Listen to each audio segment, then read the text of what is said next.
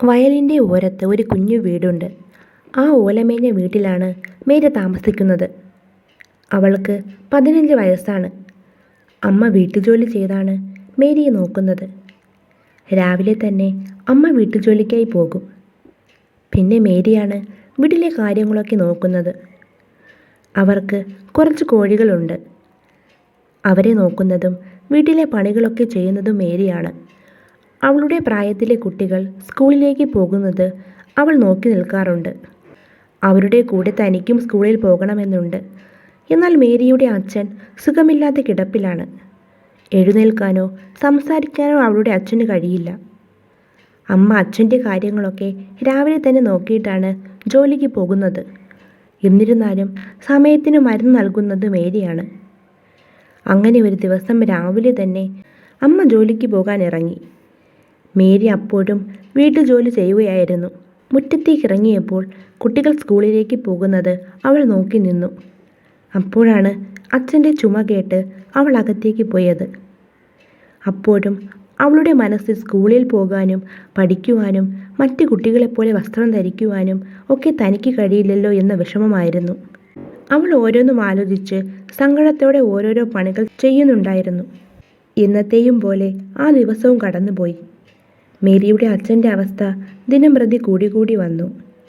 മേരിയെ കൊണ്ട് ഒറ്റയ്ക്ക് അച്ഛനെ നോക്കാൻ കഴിയാത്തത് കൊണ്ട് അമ്മ ജോലിക്ക് പോകാതെ വീട്ടിൽ നിൽപ്പായി.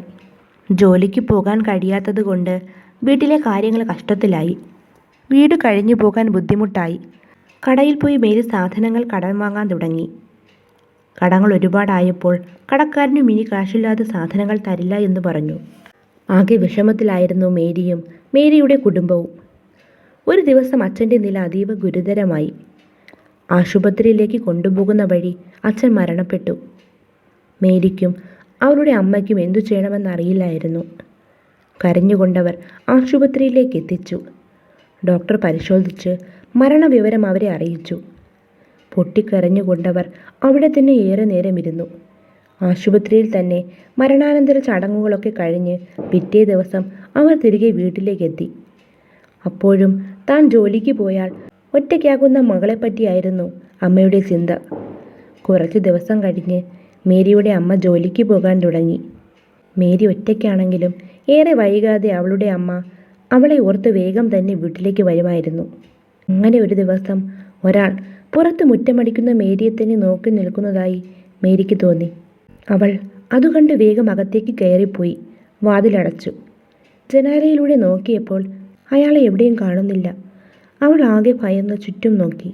അയാൾ പോയെന്ന് മനസ്സിലാക്കി അവൾ വീണ്ടും പുറത്തേക്കിറങ്ങി. അയാളെ കാണുന്നില്ല. ആശ്വാസമായി എന്നോർത്ത് അവൾ പണികളൊക്കെ തീർത്ത് അമ്മ വരുന്നതുവരെ കാത്തിരുന്നു. അമ്മ പേടിക്കുമെന്ന് കരുതി അവൾ അമ്മയോട് അക്കാര്യം പറഞ്ഞിരുന്നില്ല. പിറ്റേന്ന് അമ്മ ജോലിക്ക് പോയി കഴിഞ്ഞ് മേരി വാതിലടച്ച് ഉള്ളിലിരുന്നു. അപ്പോഴാണ് വാതിലിൽ ആരോ മുട്ടുന്ന ശബ്ദം അവൾ കേട്ടത്. ഒരു നിമിഷം ഭയന്നെങ്കിലും വേഗം അവൾ ജനാലയിലൂടെ നോക്കി. ആരെയും കാണുന്നില്ല. വീണ്ടും വാതിൽ മുട്ടുന്നത് കേട്ട് അവൾ വാതിൽ തുറന്നു. ഇന്നലെ കണ്ടയാൾ കതക് തള്ളി തുറന്ന് അകത്തേക്ക് വരുന്നു. അവൾ അലറിക്കൊണ്ട് കതക് പിടിച്ചടയ്ക്കാൻ ശ്രമിച്ചു. എത്ര ശ്രമിച്ചിട്ടും കതകടയ്ക്കാൻ അവൾക്ക് കഴിഞ്ഞില്ല. അയാൾ സർവശക്തിയിൽ വാതിൽ ചവിട്ടി തുറന്നു. അലറി വിളിക്കുന്ന മേരിയുടെ വാ അയാൾ പൊത്തി. ശേഷം അവളെ അയാൾ ഉപദ്രവിക്കാൻ ശ്രമിച്ചു. എത്ര ശ്രമിച്ചിട്ടും അയാളിൽ നിന്ന് പിടിവിടുവാൻ മേരിക്ക് കഴിഞ്ഞില്ല. അവളെ അനങ്ങാൻ കഴിയാത്ത വിധം അയാൾ കീഴ്പ്പെടുത്തിയിരിക്കുന്നു. എന്നെ ഒന്നും ചെയ്യരുതേ എന്നവൾ കരയാൻ തുടങ്ങി. അതൊന്നും കേൾക്കാൻ അയാൾ തയ്യാറായില്ല.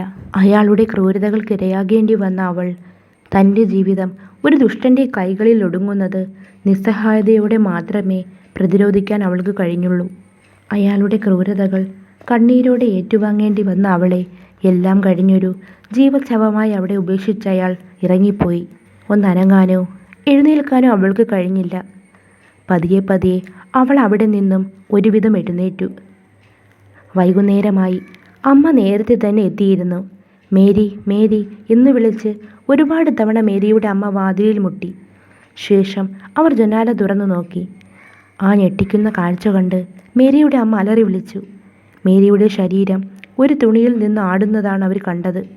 കതക് ചവിട്ടി തുറന്ന് അവളുടെ അമ്മ അവളെ രക്ഷിക്കാൻ ശ്രമിച്ചു. പക്ഷേ ഫലമൊന്നും ഉണ്ടായില്ല. മേരി മരിച്ചു കഴിഞ്ഞിരുന്നു. ആ തണുത്ത ശരീരം അവളുടെ അമ്മ മടിയിലേക്ക് കിടത്തി. പൊട്ടിക്കരഞ്ഞു. അവർക്കത് താങ്ങാവുന്നതിലും അപ്പുറമായിരുന്നു.